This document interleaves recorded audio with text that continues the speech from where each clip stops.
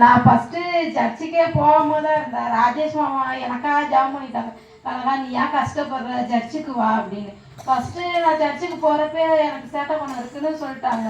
அங்கே போனதுக்கப்புறம் என்னையும் அறியாமல் கண்ட்ரோல் பண்ணல. நான் தானாகவே ஆள ஆரம்பிச்சிட்டேன். அதுக்கப்புறம் நீ சர்ச்சுக்கு நம்பி ஏசப்பாவை நம்பி வா, எங்களை நம்பி வராண்டா பாஸ்டர், ஏசப்பாவை நம்பியும் உனக்கு நல்லதே நடக்கணும். நான் ஏசப்பாவை நம்பி சர்ச்சுக்கு போனேன். அப்போ என்னால் போக முடியாது. நான் ஏன் இவ்வளோ சோம்பேறியாக இருக்கேன், எப்படியாச்சும் சர்ச்சுக்கு போயிடணும் போனேன். என் உடம்புல பேய் பிசாசெல்லாம் போயிடுச்சு. நான் ஏசப்பாட்ட கண்ணீர் விட்டு வேண்டிக்கிட்டேன்.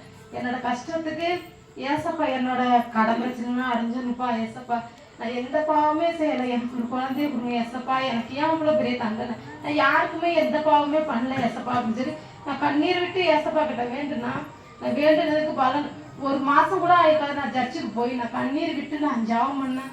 ஏசப்பா இது உங்களோட பொறுப்பு, நான் உங்களை உண்மையாக நேசிக்கிறேன், நான் உங்களுக்கு மட்டுமே உறுதியாக இருப்போம், என் பிள்ளையும் உங்களுக்காக உறுதியாக வளர்ப்போம் ஏசப்பா நம்பிக்கிட்டேன். அதே மாதிரி ஏசப்பா எனக்கு ஒரு குழந்தைய கொடுத்தாரு. இப்போ நான் சந்தோஷமாக இருக்கேன்.